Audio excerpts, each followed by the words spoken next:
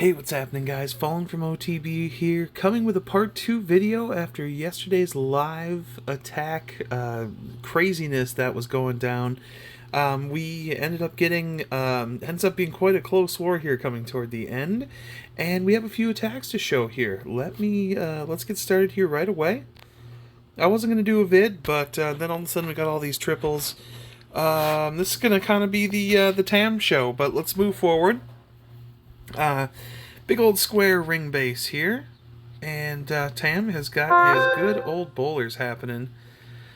Starting on the outside there with that flinger. Slowly but surely, he's going to be pushing in toward the core there, thanks to the help from the warden. And I don't know what the heck he's doing up there, just sniping some buildings up there. For now, we're just going to be able to push everything into that monolith area immediately. It's going to be some crazy damage coming in here when that time does come. But slowly but surely, I think we are about to get it rolling here. The pathing is set. We have everything that we need, and we're going to get that queen started. Kind of what Tam has been doing. He starts the queen over by where the mortar is, and they kind of work their way together. Here we're just giving a good old standard run in toward that core. Can't miss it at this point. All those troops are moving forward here. It's going to get a little bit crazy. We got that nice early freeze, which is the right thing to do there. Might need to freeze again. No, that went down nice and quickly thanks to the super bowlers. Things are going to be pushing in very easily here and heading toward that town hall.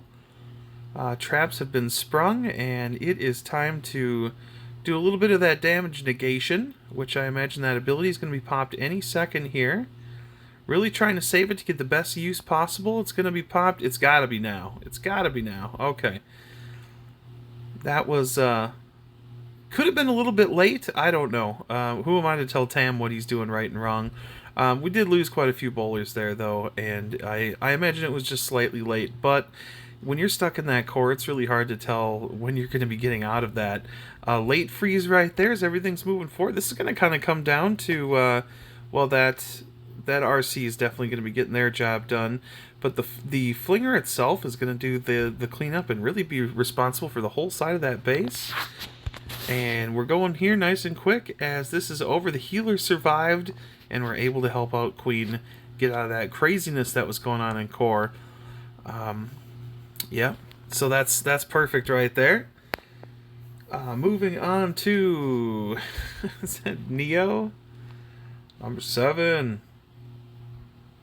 Bowlers are just the theme right now. I mean, there's quite a few different ways people are using them, and that's what I think is really exciting about bowlers. You can choose any direction that you want to go with them. You know, whether it's the 3 or the 4, I've seen some people use 5 super bowlers. Just remember that, you know, the reason why these people aren't using so many super bowlers is because it works without having to have so many. I would say probably the most average amount of bowlers to use is going to be 4. Huge, this is a crazy spread right here. So that's a really big compartment for our bowlers to be doing work in there. That's going to be nuts. I'm really interested to see how that's going to end up working out. He's going to end up sniping all those side defenses. He's going to snipe the eagle here too. Really, really good benefit. And here we have a nice little queen walk starting around. That's kind of nice because there's not a significant amount of damage yet that is happening. So here we're going to move some things forward. Wallbreaker got sniped on the way in here. Going to have to wait for that warden to start targeting. Now we can get those wall breakers and all that other fun stuff in here. Got to make sure that queen is alive, and queen has kind of pushed those outer buildings inwards, so now we can kind of push everything toward the exact core of the base. So issue number 1, getting through this part. Those healers have locked onto those troops. That's what you're looking for here. If the healers weren't able to get in and lock the troops, you'd had to have used a warden ability very, very early here, so I'm glad that wasn't needed. Did have to freeze that monolith on the way in. We got a nice rage leading into the core here. You know, things are going to be thinning out here. It's kind of tough because it's a tough base, actually. I really think this base is harder than most. But again, you have 3 bowlers because really you don't need more bowlers. The 3 are going to be able to take care of everything. Look at that. Even under the double jump, able to take out everything right there. And at this point, you've got RC, and then now the CC troops are pushing up top. That part is easy.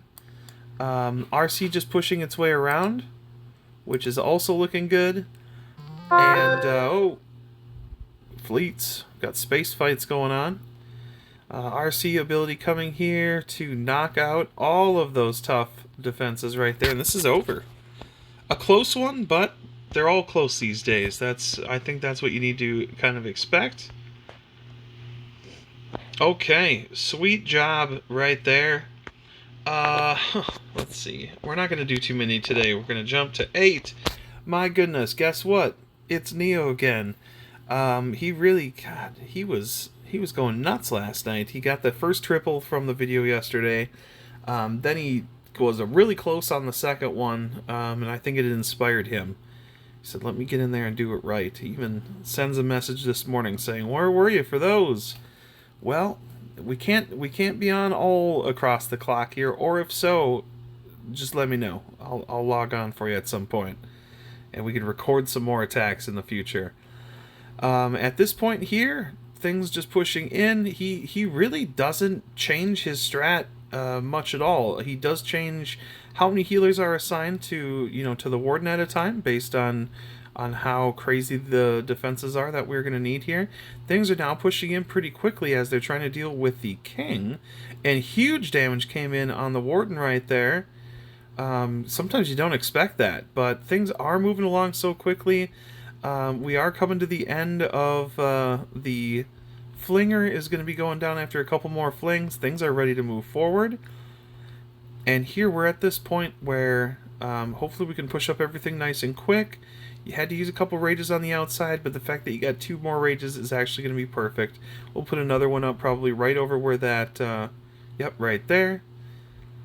CC comes out, invis happens, ends up getting a little bit crazy sometimes, so I'm glad the warden ability was used, and now it's going to be time to start thinking about, how are we going to want to use our RC here? Are we going to deploy him top? Bottom might get him killed pretty quickly, but he will take care of some things immediately. King moves forward, we got that going on. There's the RC, popping right in there, in the hole in the base. This worked perfect. He waited for things to be able to come over and start tanking. Things like the king that already was going to die and was just sitting there getting free shots. Free tank for some time. Backup loons there going to take care of that cannon tower. You can't stop this. This attack is easily shaping up to be the best, non-pro, like you go and you watch all these videos online, these dudes doing La Lune and Hogs and things, and they are the best attackers in the world. You have to be at that level to understand how to use them, and they are still useful, but you can't use them the same way as a pro is using them. Now, Tam here is probably one of the best attackers around. He probably might even be able to fit on some of these videos we see, but at the same time, he's showing that super bowlers can be used by anyone and should be treated like that. So they're just that strong. It's almost getting to the point where it's like just as a default, if you don't know what comp to use on a base, look up super bowlers and just give them a shot. 3 attacks left. T's going in. Central Town Hall right there. A little bit of that diamond ring style. Seeing a lot of those bases here. Very impressive how far this that blimp was able to get. Obviously, we've got to be able to take out the core right here. Obviously, the town hall, those single target inferno towers could be going down shortly after. We've got the yeah, I mean, this is looking good. All these core defenses have been sniped. 23, 25% about. Some extra troops right there. 27. Oh, it's huge, huge, huge.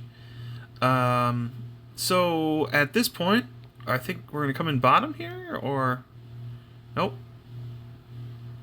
Interesting. Okay, starting up top right there, a little Tesla farm action going on up there. Heroes deployed along the outside here. hopefully keep them healthy, or at least be able to help Path. Queen's going to be into some trouble here very soon when she walks into the Warden range. However, we've got all these troops out here still soaking up the damage. Those loons, going to keep those alive as they suck up definitely a lot of anti-air traps, things like that, up to try and make a rough time. Things are moving forward here. Those little drag riders are doing their job coming in. Look at this scattered base. This is just dead. Everything is just destroyed. The blimp bomb really destroyed some things right here. Yeah, we have a couple big defenses left, but it's like, I don't know, right after we got through that very beginning part, it seemed like the base was already gone. So that's what we're dealing with here. I mean, we're literally having to travel across the base now, getting running over some traps. But that was, is that king even going to be touched this whole attack? I don't think so. King's gonna go home without a kingdom. That's for sure. Wow, that's insane. And again, more proof that air attacks do work. So we've got that to look out for here. Does La Lune work? Well, the answer is sometimes. Here I am coming with my typical La Lune attack that I try and use every war I possibly can get away with it. It's not the toughest base in the world, so we did get this blimp in after it got clobbered a little bit. Almost got a little late on that delivery right there. But here we are. We're going to launch everything here at these big, heavy defenses. We needed a haste for this attack, too, because I figured there might be that multi-target Inferno. I figured that might be alive still, though I did make a plan to have it killed. But I knew that I was going to need my heroes to help out with that. So again, about a 30% here. We're going to walk things around the long side of the base. We just have to be able to deal with that queen. Queen has got to go down for this to work. Obviously it does. Things end up going just fine. Too bad King is tanking so much damage that he is, because he does end up going in a little early here. A little bit of a late headhunter to deal with that queen. Nonetheless, the point was to have Queen walk up and then eventually try and snipe as many things as she could, while also being supported by the RC right here. So I'd realized that RC is going to be able to push forward. We're going to be able to get that multi, most likely. And if we can't get the multi, what are we going to do to get it here? And that is a better question, because the La Lune's got to start here. It's a later start here. And that multi is still up, so I did have to change the plan. We couldn't use the haste down here. We had to use it over by the multi instead. And look how this worked out. This was nice. Under Warden ability, making sure everything is moving forward. We had a couple supporting loons right here. We got slightly lucky, but there was also kind of a plan together for how we were going to deal with that multi. Everything else just moves around. Those loons are just devastating. And nothing was in so much of a group that, that you're in threat of losing all your loons at one time. So they're able to deal with the scatter there, no problem. And here we go. Just kind of slowly making them. There's a primary force that's coming in with those loons, and then you're just feeding in loons around the clock after that. Sweet. Last attack. What is this? 31? We got the T-Man coming in.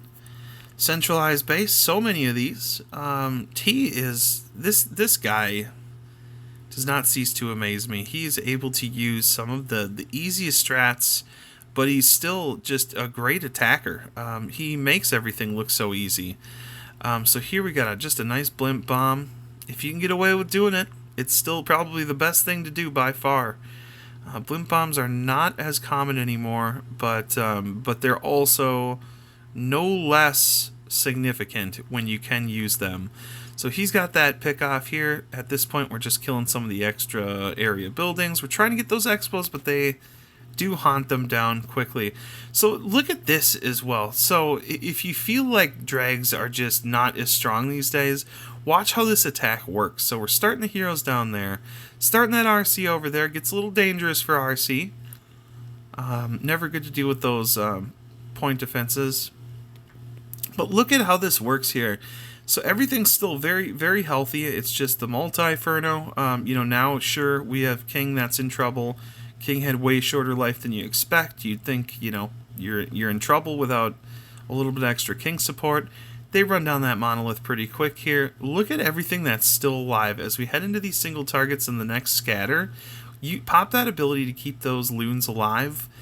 And, you know, the longer you can keep those loons alive, and look at these, each type of troop is kind of spreading in its own way, like automatically the way that troops will spread.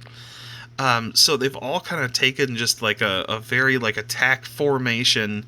Everything's just optimally moving together and flushing out all those defenses. This is just awesome to see, because look at how many troops are alive still. That main group of loons was doing such a great job, and they didn't even get touched. They just walked around the whole base. Everything went nice and easy.